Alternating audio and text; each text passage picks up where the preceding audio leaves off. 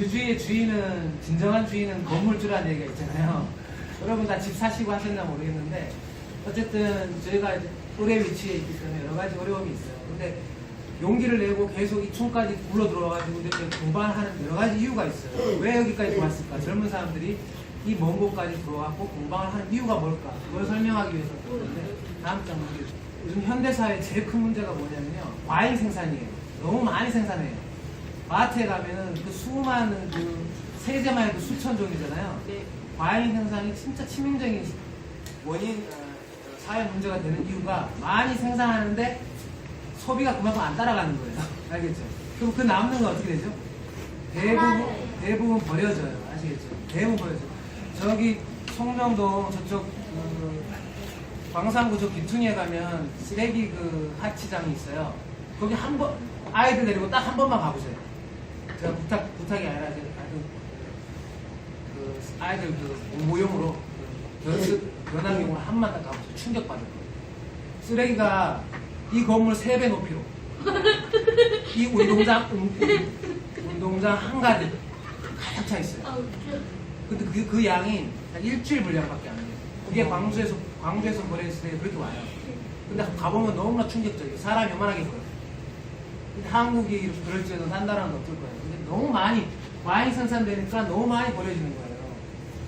그런 문제가 있어요. 그 다음에 과잉 생산되니까 사람들이 물건을 안 사잖아요. 안 사니까 그걸 사게끔 만들기 위해 뭘 해야 되죠? 홍보를 해야 돼요. 그러면 이제 부추기는 광고가 나오는데 욕망을 자꾸 부추기는 거예요. 사람들이 쓸모없는 것을 사게끔 하는 거죠. 차는 아직 멀쩡해. 내 차 아직 멀쩡한데 새 차 사라고 막 하잖아요. 핸드폰 쓸만한데 새 핸드폰 또 나오잖아요. 그죠? 그것처럼 이게 우리의 세상의 모습이고 너무나 많은 것이 버려지고 있어요. 자, 다음 장 넘겨주세요. 과잉 생산의 귀결을 보면 지구 환경이 파괴되고 있어요. 엄청나게 파괴되고 있고. 여러분, 친구들, 지금 우리가 숨 쉬죠? 숨 쉴 때 뭘 들이마셔요? 산소라는 그 특별한 공기를 들어마시죠. 그 산소의 20%, 산소 5개가 있으면 그 중에 1개가 생산되는 곳이 있어요. 여러분 알죠? 어딜까요? 아마존이라는 곳이에요. 아마존 열대 우림에서 약 우리가 마시는 20%의 산소가 공급돼요. 만약에 아마존이 사라지면 여러분 진짜 거짓말 아니고 숨을 헐떡이게 될 거예요. 자, 그런데 이렇게 많이 과잉 생산하고 많이 버려지는 통에 아마존 산림이 매월 서울 크기만큼 사라지고 있어요. 서울이 얼마나 커요, 그죠? 그만큼 사라지고 있는 거예요. 자, 그 다음에 또 치명적인 문제가 있어요. 우리 아빠들 문제. 이렇게 과잉 생산이 되면은 불황이 이어져요. 그걸 다 소비하지 못하기 때문에.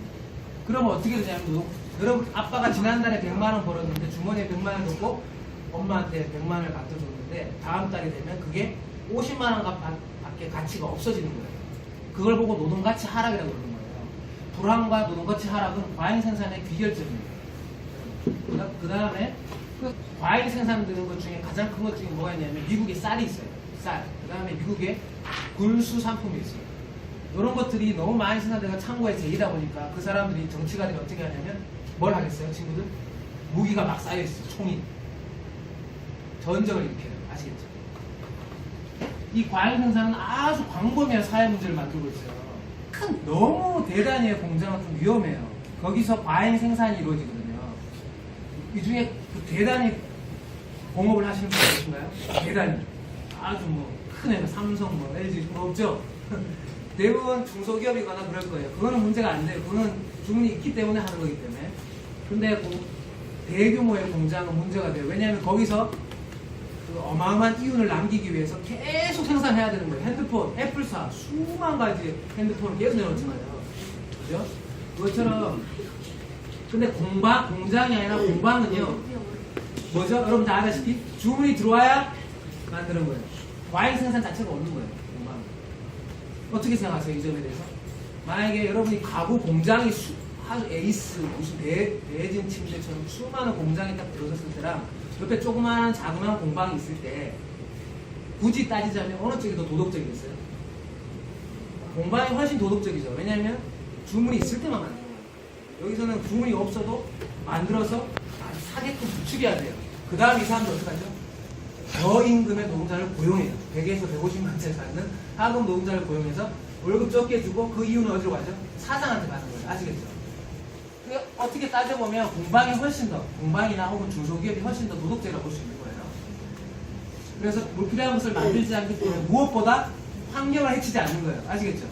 이거 굉장히 중요한 덕목이에요. 자, 다음 장 넘어갈게요.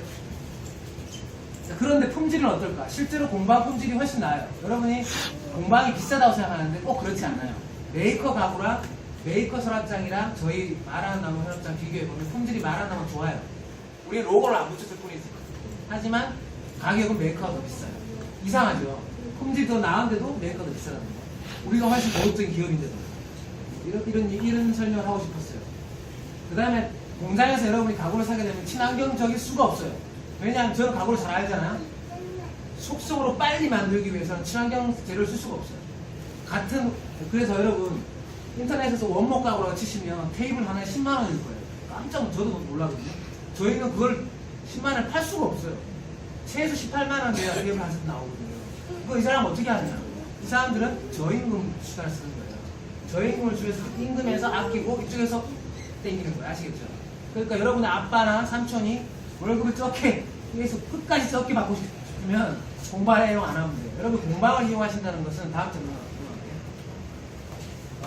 아까 다음 장 공방을 이용한다. 여러분 착한 소비라고 들어보셨죠? 착한 소비 운동의 하나예요. 이런 말을 들어보지 못했을 건데 착한 소비가 뭐냐면 옛날 커피 생산하는 그 농부들이 너무 헐값에 자기 물건을 넘기니까 선진국에 있는 좀 깨어있는 사람들이 농부로부터 직접 거래하기 시작했어요. 그걸 공정무역이라고 해요. 공정무역된 커피는 우리가 3,000원짜리가 아니라 4,000원에 먹고 이렇게 해요. 스타벅스 이런 거는 공정무역이 아니에요. 일반적인 엔젤러스 이런 거 같은 프랜차이즈 기업들은 그 공정무역의 커피를 쓰지 않아요. 하지만 그 마크를 보면 그 앞에 돼 있어요. 공정무역 커피를 쓴다고. 근데 한 1,000원 비쌀 거예요. 그런 데 가서 쓰는 게 착한 소비예요. 그런데 여러분이 공방을 이용하거나 공방에서 강좌를 듣는다는 것은 그 자체가 이미 운동인 거예요. 아시겠죠? 그 말을 굳이 하고 싶었어요. 오늘 공사 서랍장 생기니까 제가 이런 말을 좀 했고요. 뒷장 아까 왔던 그런 것이 있어요. 요거는 뭐냐면 이제 협동조합인데 저희가 협동조합과 일반 기업의 차를 간단하게 1분만 설명할게요. 일반 삼성이 있어요. 그리고 마라나무가 있어요. 근데 삼성은 뭐가 있죠? 피라미드 구조죠. 이건희가 있고 이재용이 있고 이재용 구속되지 않았는데 그리고 피라미드 구조로 위에서 상명 하다를 하죠. 근데 우리 협동조합은 안 그래요. 모두가 사장이에요. 그래서 모두가 원형 테이블에 앉아서 민주적인 결정을 해요. 그래서 느리겠죠. 느려요. 이건 빨라요. 굉장히. 하지만 어느 기업이 여기 100만 원 벌고 여기 100만 원 벌고 누가 더 나아요? 이게 훨씬 사회 이득이 돼요.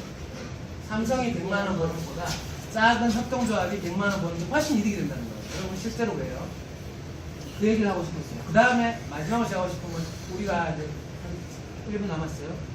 우리가 마을에 촌에 들어왔잖아요. 촌에 들어와서 하는 일이 있어요. 모두 다 고향을 떠나도 우리 고향으로 들어왔거든요. 좋아가지고 하는 독특한 일들이 있어요. 여기서 일자리를 창출하고 여기서 돈을 벌어서 여기 식당에서 써요. 그러면 여기서 미용실을 가고 지역 경제 순환을 일으키는 거예요. 아주 작지만 100만 원밖에 안 될 수 있어요. 월 100만 원밖에 안 될 수 있지만 그렇게 일으키는 거예요. 그래서 정리해 보면 공방 자체가 가치가 있다는 거예요. 공방 자체가 공장과는 달리. 두 번째는 협동조합은 더구나 더 가치가 있어요. 그리고 우리는 마을에 들어와 있다는 거예요. 이 세 가지 가치가 있다는 거예요. 그런데 저조차 흔들리고 있어요.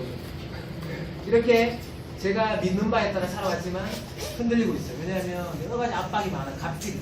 여러분, 제가 왜 굳이 정확한 설명을 하냐면 앞으로 바깥으로 나가시고 가면 이 마라나무의 거치에 관심을 가져달라는 거예요. 광주에서 유일하게 실제 유령조합원이 없는 실제 협동조합이고 거의 유일한 공간 협동조합이에요. 이 조합이 기업화돼서 좀 커갈 수 있도록 여러분이 관심을 가져주시고 누군가 갑질을 우리한테 하면 좀 도와주시고 그렇게 해주시면 좋겠다 싶어서 이렇게 상황한 설명을 준비했어요. 목공하고 관계없지만 여러분한테 박수 한번 치게요. 오늘 이제 7을